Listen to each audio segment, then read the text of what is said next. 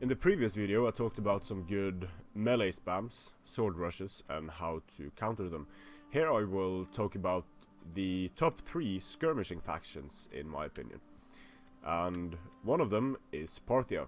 What you need with skirmishing factions is a decisive cavalry advantage that's going to allow you to protect your skirmishers from enemy cavalry. You're also going to want to, of course, defeat enemy skirmishers, but that your cavalry advantage is going to help you with that, and so is your skirmishers, your own skirmishers. Now you can bring a bunch of Eastern Cataphracts, you can bring a bunch of for example Eastern Slingers if you want to take care of enemy skirmishers. If you want to do some more damage, some more base damage, you can go for 3 Parthian Foot Archers, 3 Eastern Slingers. The Eastern Slingers are going to take care of archers, while the archers are going to go in and take care of enemy infantry in the late game. You're also going to be bringing some horse archers, as many as the rules you are under are going to allow. As you can see now, you don't really have a lot to spend on infantry. So you can bring some hoplites to protect your skirmishers, for example. Or just some Eastern Spears. You're going to go very light on the infantry.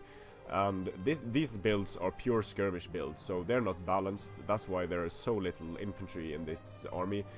What you're going to do is you're going to use the Sarmatian Horse to take care of enemy cavalry.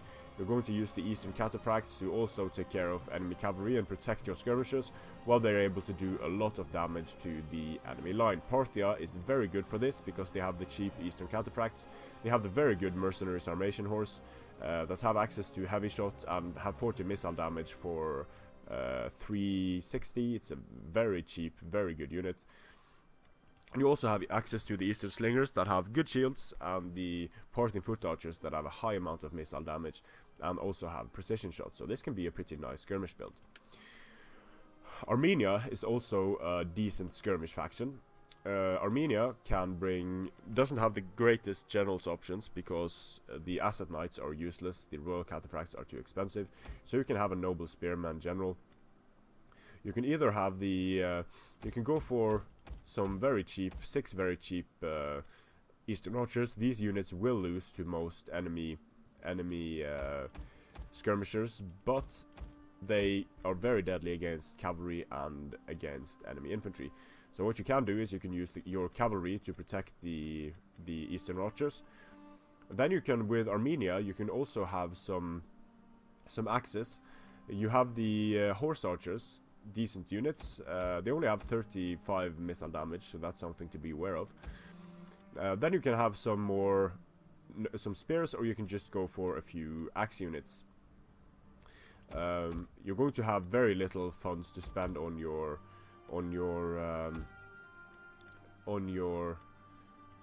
infantry in this build. It's going to be fairly similar to the Persian build that I showed in the previous video, but the main idea with this is just using the infantry to protect your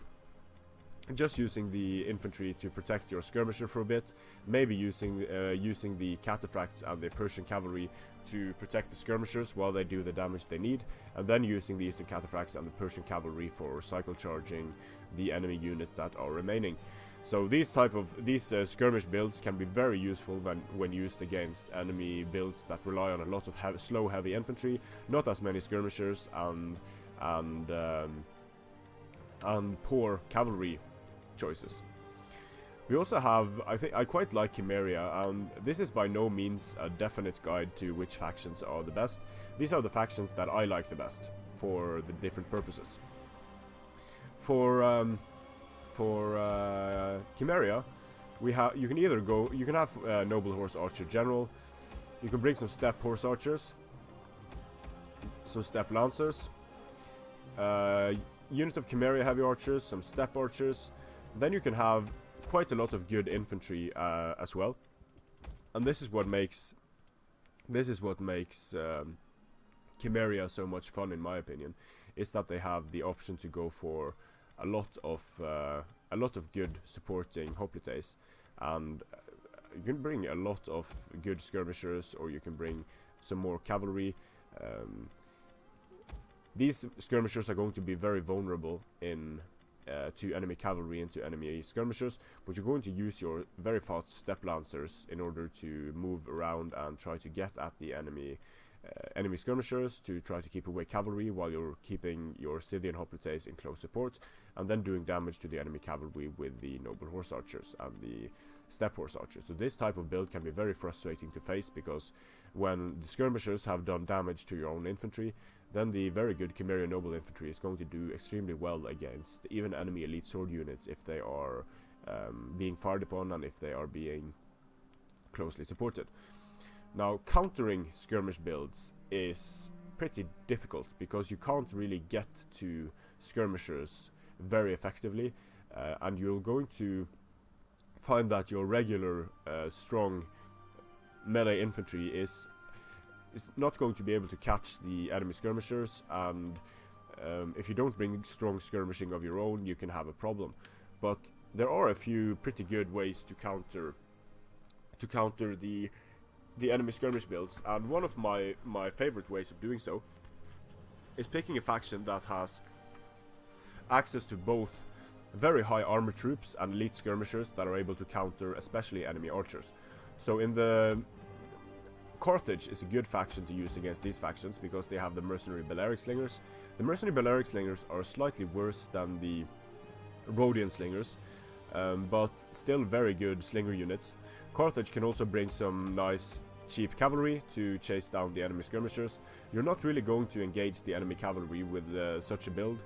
What you're going to do is you're going to try to engage the skirmishers with your skirmishers, bring some decent high armor, high chance to block enemy missiles troops. You're going to go a bit lighter on the swords.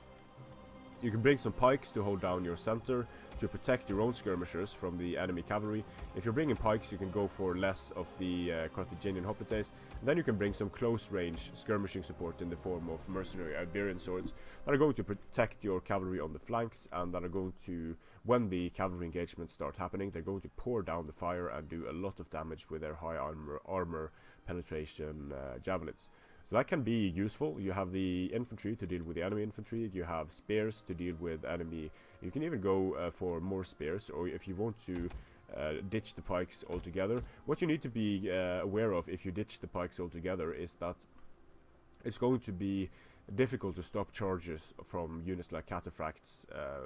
You're going to rely on doing damage with your skirmishers as the cataphracts move in, and then move your own cavalry in order to try to stop them. So that can be a fairly decent build to use against factions like Armenia and Parthia to a certain degree, and Chimeria. Another faction that can be potentially very strong against Parthia, Chimeria, and Armenia is Macedon, because Macedon also has access to the good hoplites.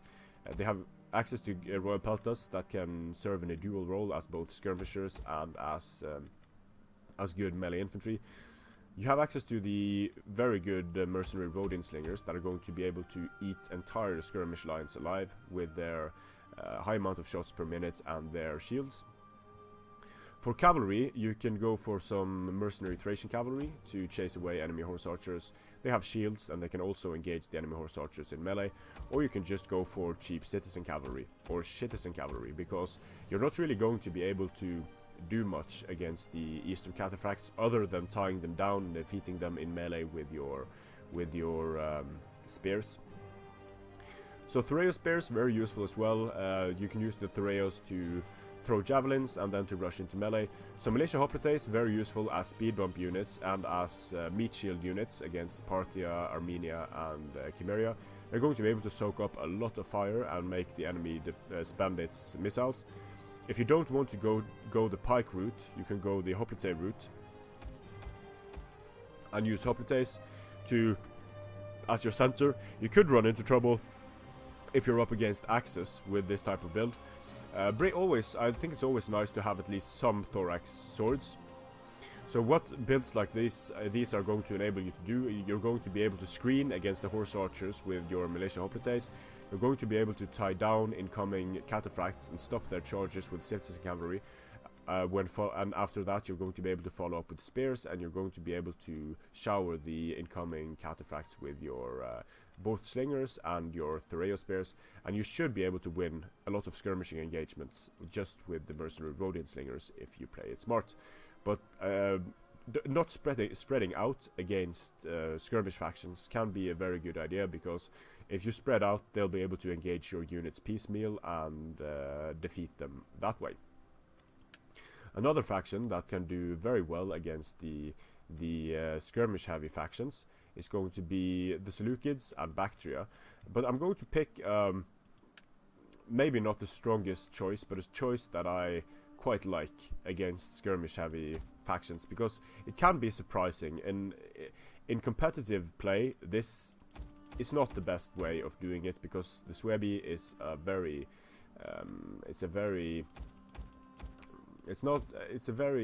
transparent faction. You can go for 6 Germanic slingers that have a high chance to block incoming enemy missiles, a chance of 60. You can have your very good Germanic scout riders that are going to be able to harass enemy horse archers. They're going to be able to harass enemy cataphracts and be very useful in running down enemy skirmishers in the late game. The Spear Wall, very sturdy unit with high melee defense, decent amount of armor, good chance to block incoming enemy missiles, and cavalry counter tactics. So you can bring, against something like Armenia or Parthia, you can bring a lot of Spear Wall units. Then you can go for some Sword Masters. If you're up against enemy sword lines, for example the Parthian swords, or you're up against other melee infantry like the axes, then it can be very useful just having some sword masters to tank it out and to do a lot of damage to them. If you want to have more sword masters, absolutely fine. Just go for a spear corps, skirmishers, and some cavalry. I don't really like the riders of the hunt because they are so vulnerable. They're going to lose to most of the melee cavalry in the game. But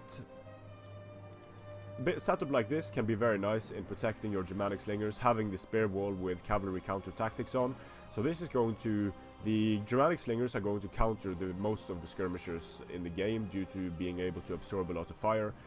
The spear wall are going to be able to do a lot of damage to cataphracts and other cavalry units with their javelins and with their cavalry counter tactics.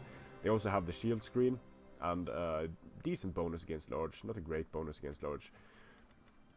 You can take out units of spear wall and replace them with some, for example, 2 units of a spear women unit and a spear brother unit, or you can take out the spear women and have an additional unit of spear wall. So now you have a strong melee line. You have a lot of good spears that are going to be able to counter the cavalry, and you have skirmishers that are going to be able to fire at the cavalry and to keep away enemy horse archers.